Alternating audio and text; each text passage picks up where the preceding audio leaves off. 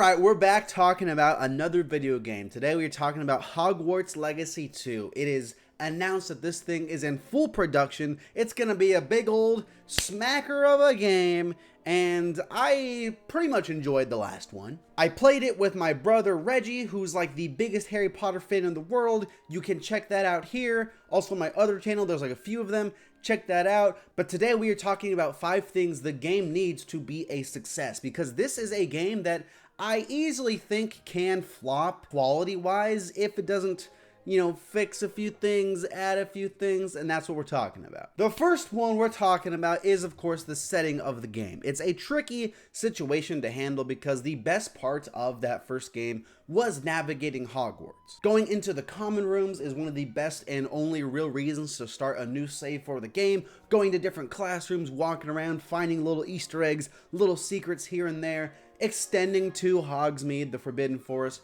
all of those classic areas that we all know. That's why you play that game. But that runs into a issue, because if you played the first game and you traveled to not the main area of the game, you realized it's a little boring. It's a little lacks some character, it lacks variety. It's just like Bear Forest and, enemy camp, things like that. I think one thing the next game absolutely needs is to find a new setting, maybe outside of Hogwarts itself, that is interesting, a place that we've heard about, maybe we haven't seen it. Still, you have to have Hogwarts. The game's called Hogwarts Legacy, for crying out loud. But maybe you can utilize, flute powder to go to different areas of the wizarding world, different schools we've heard about in the books, different ministries of magic, things like that. I think that could be cool. Up next, it's kind of like a 2-for-1. It's the story for the game, because the last game, I didn't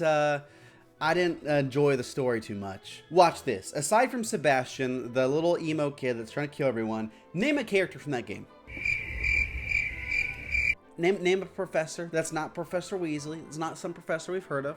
Yeah, it's impossible. I didn't like the story too much. It was a little like, I didn't, kind of just lackluster. And the other kind of the 2-for-1, like I was saying, is the dialogue. Some of the acting wasn't the biggest fan. It's not by any means like horrendous. It's just kind of like meh. And it's one area of the game that I think that if they improve there, dude, what a difference. Also, as any sequel for a video game goes, it's expected that we add some more variety to the gameplay itself, that we make some new changes, things that will make the gameplay even more fun, things that'll make it a little more difficult, because I think that last game a little too easy.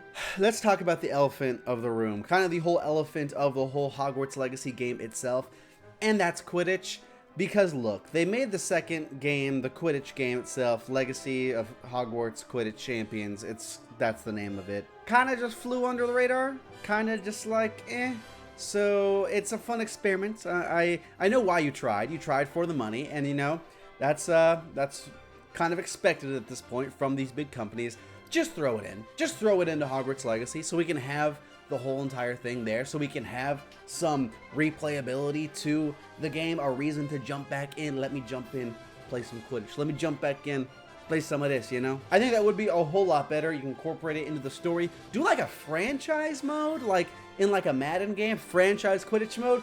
Hot damn, dude, that would be sick. That'd be really cool. And then the last one is the side quests themselves, because the side quest, in addition to the main story, lackluster outside of the Sebastian quest. Hogwarts Legacy fans like to bring up the Sebastian quest like your uncle that brings up, his high school days. It's like, oh, yeah, the game might have not had a good story, but Sebastian, you can't hate Sebastian. It's a good quest. I'll give it to you. It's a good quest. Sebastian's a good character. I'll give you that, but can't just be him, you know what I'm saying? We need more side quests that are interesting, that involve some new and fun characters, things that, play into other games in the open world genre. Take from them, take what they have done right and bring it into this. Give me some Skyrim, like I'm exploring some caves and then some ugly grouchy troll runs up to me and I gotta go find his sack of marbles or something like that. That would be cool. I want some more engaging stuff like that, because once I finished Hogwarts Legacy, I was like, let me try to platinum it. Let me look into the platinum. Wow. Lasted maybe like 2 or 3 sessions, and I was like, this is kind of boring. This is not terrific. I'm not going to do this. And that, everyone, those are the things that I think the next Hogwarts Legacy game needs to do right, needs to improve upon to be a slapper of the game. I think if they do all these things, if they improve, like just marginally so in all these areas, dude, we'd have a real Game of the Year contender. That would be sick. Thanks so much for watching. New videos coming out all the time. I got some pretty awesome Christmas ones coming out, not gonna lie. Don't want to brag, but they're pretty cool. Subscribe for that. I'll talk to you later. New videos every single day.